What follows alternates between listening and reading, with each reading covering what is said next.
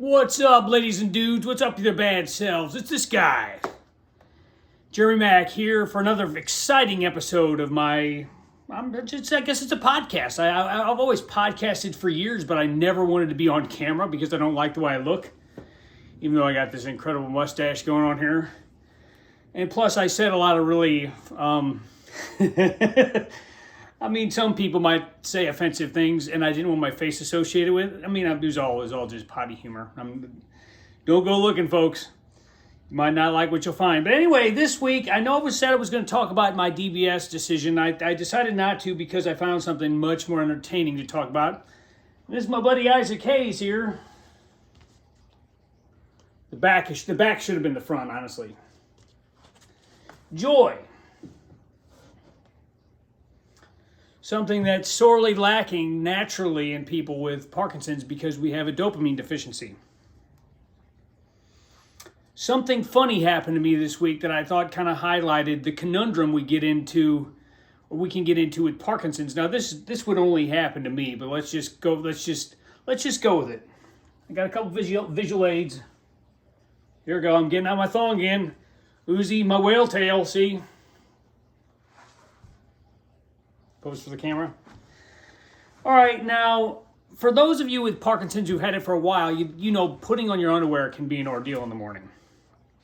Usually I wear boxers to sleep at night, so it's easier to pull up, TMI. But what I decided to do, I guess a few mornings ago, you'd have to check my text record because I texted a lot of my fellow Parkies to get the reaction.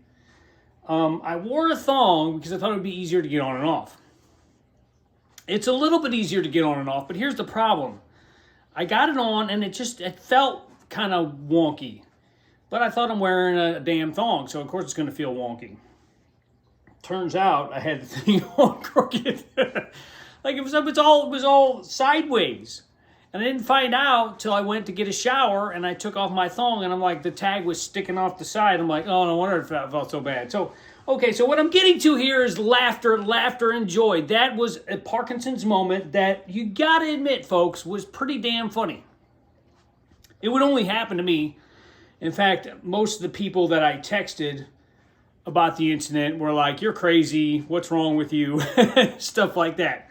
But I feel like that one of the things that's so missing in Parkinson's is laughter, and it's so difficult to laugh when you feel like crap. I think we can all agree with that. But we've got to find some joy. And I think he might have been talking about sexual joy, but I'll save that for Jennifer over at the Wiggles Project. I'm not touching that one here. There's a little plug for you, Jen. So I just feel like that we've got to find a way to laugh. Now, one of the things that I've always been able to do, intentionally or not, has been able to make people laugh. Many times they were laughing at me, not with me, but I'll take what I can get, you know what I'm saying? Especially now. So I feel like if there's something that I can bring to the table as far as Parkinson's goes, it's laughter. Now, it's got to be appropriate laughter. I'm not saying like you see somebody fall down the stairs because of Parkinson's, you're like, haha, that's not funny. That's not what I'm talking. I'm not talking about Parkinson's fails where people get hurt. I mean, honestly, when I fell and broke the toilet, it was pretty damn scary. But looking back, I see there's been jokes people have made to me, friends that had Parkinson's and not Parkinson's, and say, boy, you really hate toilets. I'm like, I couldn't agree more. So that's one of the things that I think is missing is the ability to laugh at the strange positions we find ourselves in as Parkies. That's one of the things I always ask on my series, Not Just Parkinson's with Jeremy Mac. By the way, this week or last week was David Sangster. Good job, bro. That's one of the things I always ask is most awkward Parkinson's moment. I've got quite a variety of answers. Some really scandalous, some borderline obscene, but they're all only things that would probably happen in a Parkies world. Here's something else. I've got a son who's going to be 12 in a few weeks. He's recently discovered the joy of The Simpsons. Now, I got a bunch of these DVDs because I'm not subscribing to Disney Plus because it's too expensive, and I own all 12 good, what I consider to be the 12 good seasons of The Simpsons. Don't care for it now. But my son and me watch Simpsons after he gets home from school, sometimes at night before bed. sometimes on Saturday morning, and to hear that child laugh. I mean, I know every episode backwards and forwards. It's like I could have written the episode at this point. I've seen them all so many times. But to hear that child laugh fills my heart with laughter, and I think that's something else that really fills up our dopamine tank, is hearing other people laugh. Especially when they're laughing at something that you're sharing collectively, a collective sense of humor. My psychiatrist was telling me, she was asking me how I'm doing, and I said I wish I had more to complain about. I mean, obviously the Parkinson's is something that's on my mind constantly and presents numerous challenges, but I said I feel like I've hit my stride with my Parkinson's YouTube channel. I feel like I'm reaching people, and it's making a difference. She said, you know, when you help other people or you make people smile, you put a little spark, a little spring in their step. She's like, it's like taking like 100 Prozac. The effect on your brain, you're flooded with dopamine when you realize that you've helped somebody else, or that you've made somebody laugh or made somebody feel better if they're going through a rough time. And that's what I've found to be the most rewarding part about this channel, is just the amount of people that reach out to me. By the way, Jaymacpodcaster at gmail.com, also on Instagram at JeremyMac. You want to hit me up?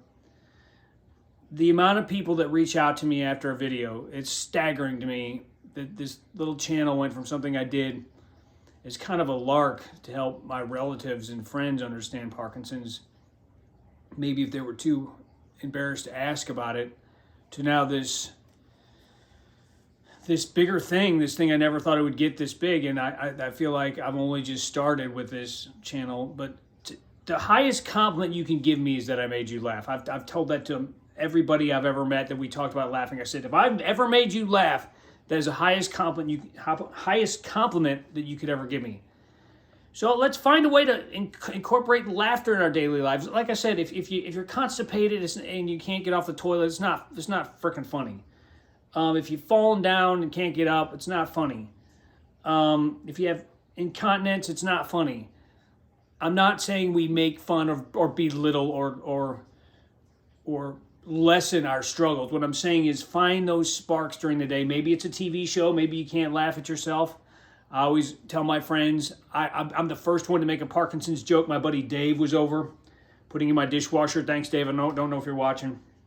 And I was putting on, he loves Pink Floyd, so I was putting on Wish You Were Here. And I flipped the record over, and when I flipped it over, I knocked the little needle off the record player. And I was like, sorry, Dave, I can't play side 2. And he goes, shaking much? He goes, sorry, but I'm not sorry. I was like, don't ever be sorry. Keep laughing, dude. So, and that's one of the things that only a really good friend could say to me.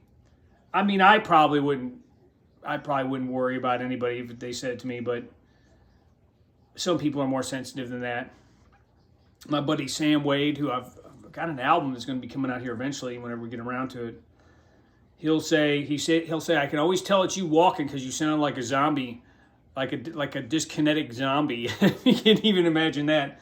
And he's like, does that make you feel uncomfortable? I was like, no, because it's coming from you. Now, if it was somebody I didn't really care for, I wouldn't have really appreciated it. But so maybe it's not something we can find to laugh about in our daily lives. Maybe it's a TV show you can watch and laugh. Maybe it's something. Maybe like looking at, maybe this makes you laugh. Maybe thinking about me with my damn ass thong on all crooked makes you laugh. Whatever it is, keep laughing, folks. Laughter is the best medicine, and I think that includes Parkinson's as well. By the way, I would just like to give a shout out to Les in Pennsylvania. She messages me after every episode. She said some really kind things, some really cool things. Had a reminder of an old school MTV VJ like Matt Pinford or the names are escaping me, but you guys know what I'm talking about. Back when MTV played music videos.